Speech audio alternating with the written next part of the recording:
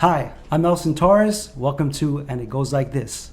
Always interesting people and interesting conversation. Come on, talk to me. Come on, it goes like this. Yeah, it goes like this. We're rolling already? Oh, okay. Man. Oh, snap. So today we have Lizz Dominguez. Yes. Lizz Dominguez. And we know each other a little bit, but not that much. We kind of met this year, more or less, right? Yeah, a few months ago. Right. Yeah. I wound up doing a show at Bar Nancy. Right. Bar Nancy, for those of you who don't know and are not in Miami, is a very, very cool club, live music venue, bar. We have food now. Oh, you have food again? We have food again. Ah, okay. And a very good happy hour, 7 days a week. Happy hour is always fun. Half price. So, Bar Nancy is in the heart of Calle Ocho, which Calle Ocho is like you could say one of the main arteries in Miami. You know, it's definitely one of the famous streets. Rich in in Miami. history. And But it's more of culture. a Cuban Latin thing. Why did you guys wind up opening it? I came into it late in the game. They had already selected the location, but it's up and coming. It's growing. It's full of so much history and I'm so glad that we're located there now.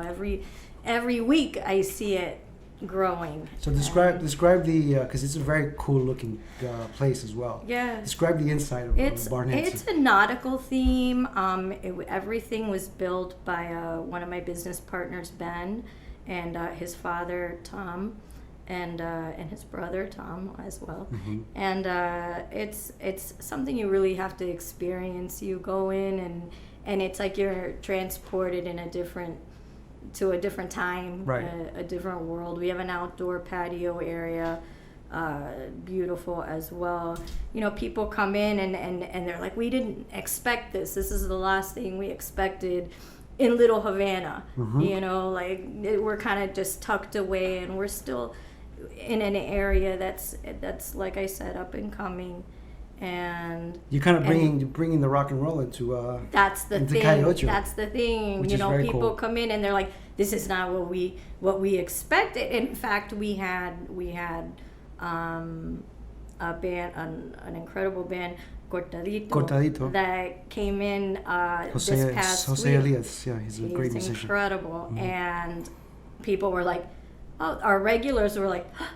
You know, Spanish music. You're turning Cuban on us. Yeah, they were surprised, but it was also like pleasantly surprised. Right. Yeah. Well, I mean, I think it's great that you guys have a mix of different types of genres of music there, because it's not only rock, it's not only one thing. Yeah. You know, but you're open to booking a lot of different types of artists. I definitely am. I've always been that way, that kind of person. You know,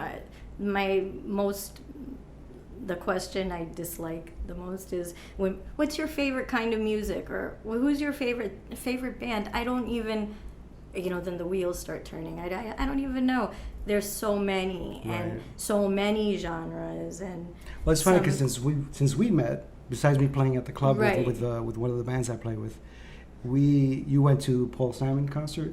Paul Simon, You went to the David Byrne concert. That was on the night of your show. Right, and then Yeah. you went to another concert, I think, that you told me you were going to, which was all kind of different types of artists. Yeah. So that speaks of your taste in music, you know? Definitely. Which is a and reflection of Bar Nancy as well, you know? Some days I'm hip hop, and some days I'm, you know, country, Mhm. and other days I'm classic rock, and other days I'm, you know, Lana Del Rey. And what brought you into the music world? Well, I'm a what they call a career bartender. I've been bartending for almost 25 years. Really? In Miami? In Miami. Really? I started at Mars Bar. I don't know if you've heard of it. Mars Bar. It was out in Kendall, but there was some live music in there, and then I just kind of kept going. I went into cocktail waitress for a summer because I was a teacher assistant Okay. for kindergarten. Really? And summer vacation was coming up, and I was like, I'm gonna get a job as a cocktail waitress at this new big club opening up. And Was this Mars? this Bar? was Mars Bar, and I never looked back. I became a bartender. After that, I just kept going with my bartending career. But I ended up in places like Transit Lounge. Played there many times, yeah. The Stage, where my business partner Sasha Torres played there a lot of times too. Yeah. That's his that was his baby. We missed a lot of the musicians in town missed that place when it closed down. Oh God! It was such a great venue. venue. And I was at the Vagabond with Carmel, and that's where I really started learning about the music industry. And like I said, I was bartending, but it's kind of like all these things led me to this. When I became a part of Nancy, I thought I was going to be more a part of the bar, the behind the bar, but to be honest, I'm like so over the behind the bar. You've done enough bartending in your life already. Oh my God, I even go back there to get a water, and I'm like, you get flashbacks. That's it. No, I don't want to get back in the trenches. Yes. No, exactly. So you did bartending for how many years? 20 years? Almost 25. Wow. About 24 years. And what was the worst part about it? It's just. What was the best and the worst? I mean, I love the people and the interaction, but it was too much. It was too long. That's a long time to do one thing. To do one thing, and then I felt, not really challenged anymore. And then, You must have met a lot of interesting people, though. Oh my God, yes. Throughout the years, no? Yeah, a lot of people, and then when I started here, I wasn't sure if I was gonna bartend or what my role was gonna be as an owner at Nancy, and that's right, because you're part owner of Bar Nancy. Yeah, which is amazing. Yes, it's you and it's me and Ben Kafopoulos and Katie Rasich and that's his girlfriend Sasha Torres and Ben's dad Tom.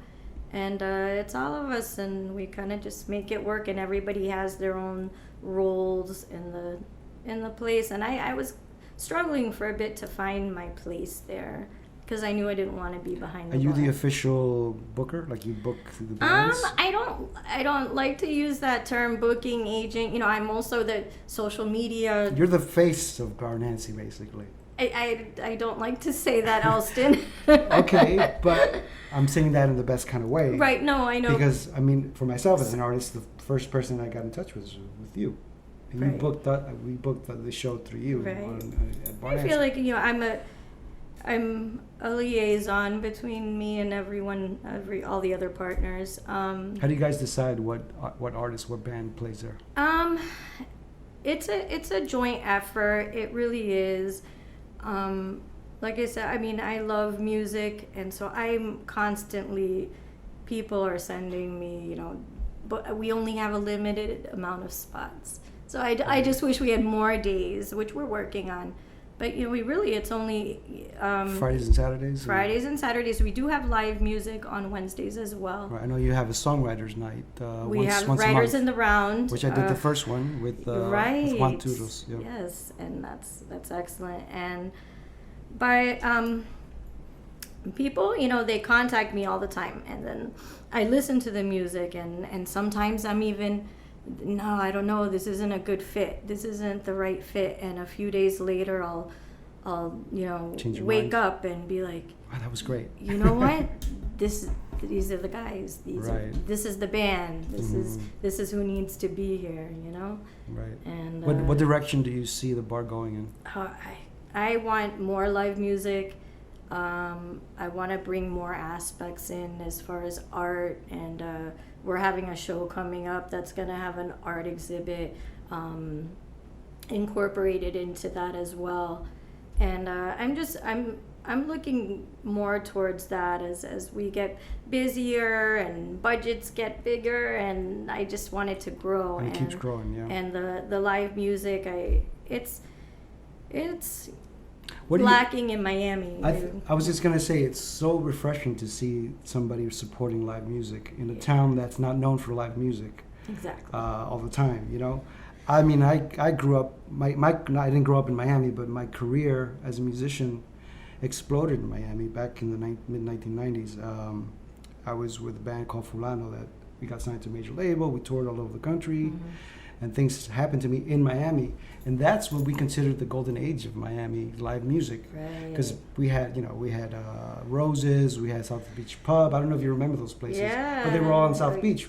When South Beach was the hub of live music. Yeah. And then slowly but surely, one place closed, the other place closed. Square. And it became a DJ run town, basically. Yeah.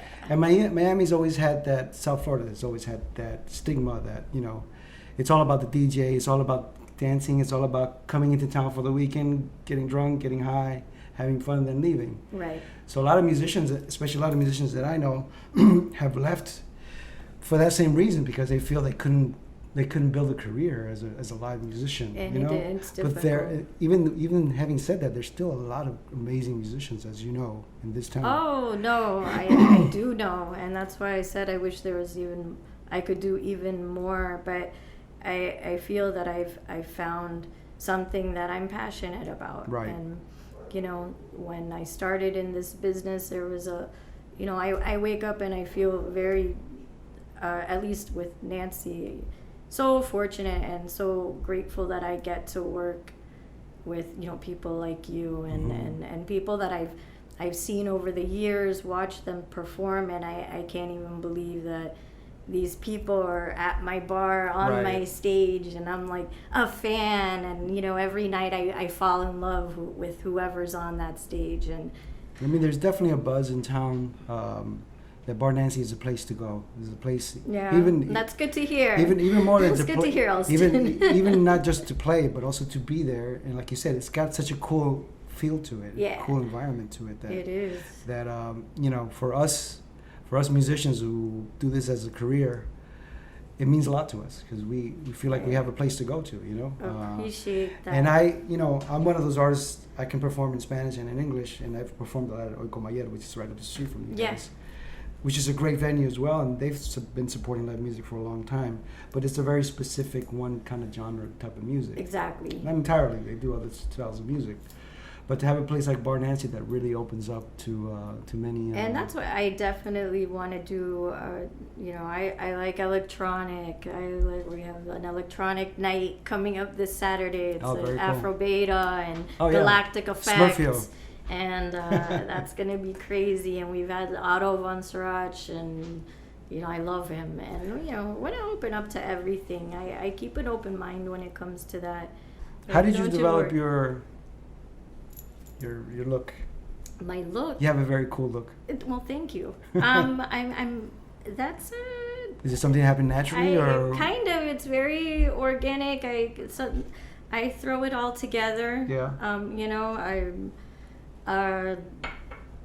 Like this week I have a dread. I had a dream that I had a dread, and I called my girl Natasha. Hey, girl, want to dread my hair? And she, yeah.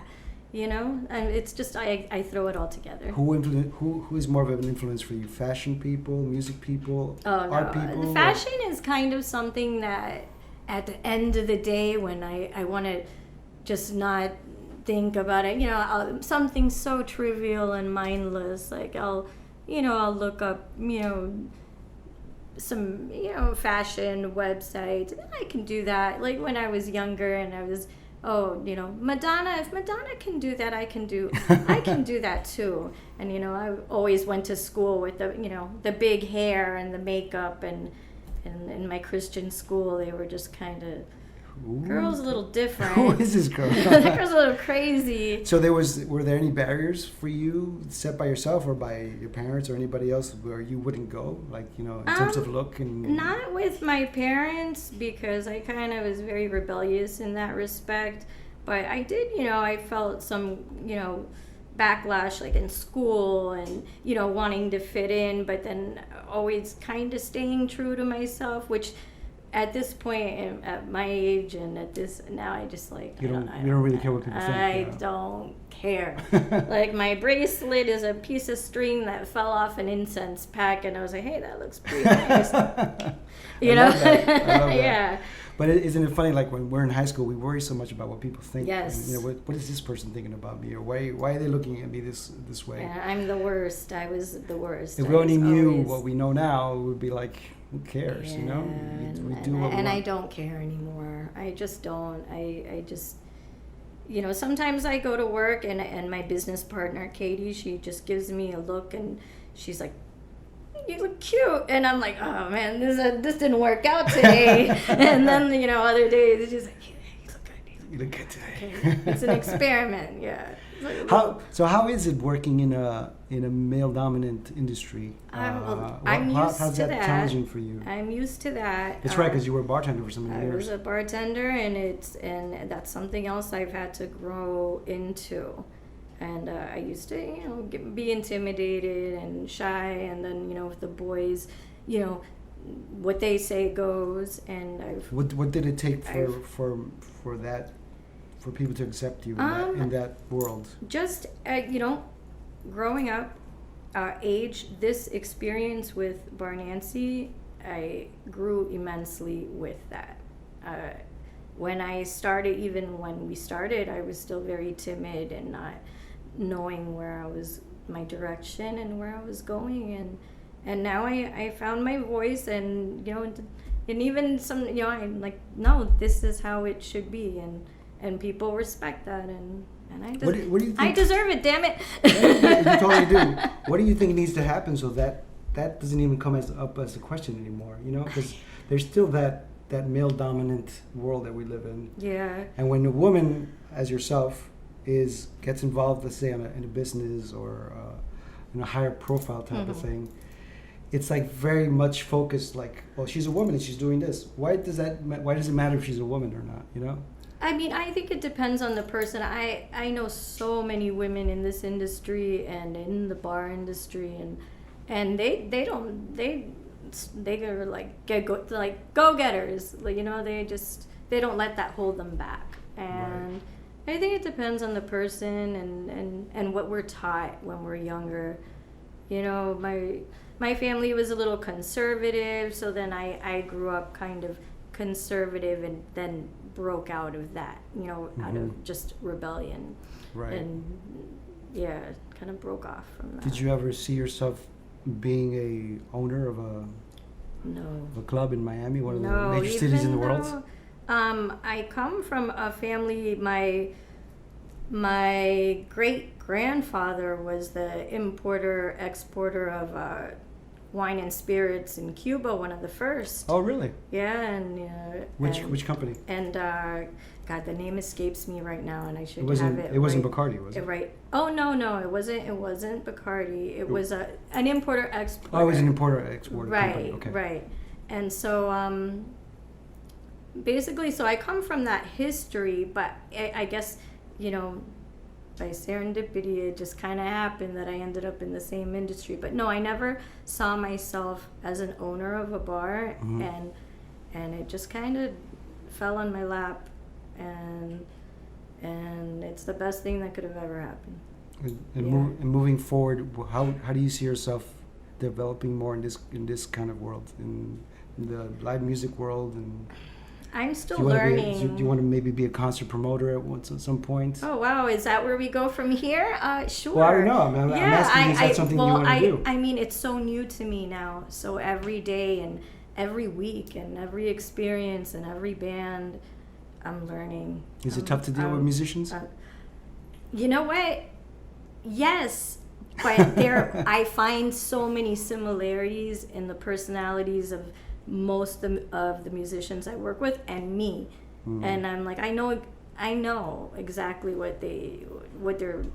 I feel like, you know, this person might be difficult, but I know I get it. You know, I know what they want, and so I feel like I can identify in that way, and so like we make it where as soon as I'm like, okay, we're booking this date, it's like that person and me like click, like, you know. Some people are not. Which kind of happened with us when we I feel finally like, solidified a date. We were kind of like, okay, cool. Yeah, you know? I feel like, you know, you and I are friends now. We're family. Right. You know, like you could call me up for anything. You know, right. Here I am. Yeah.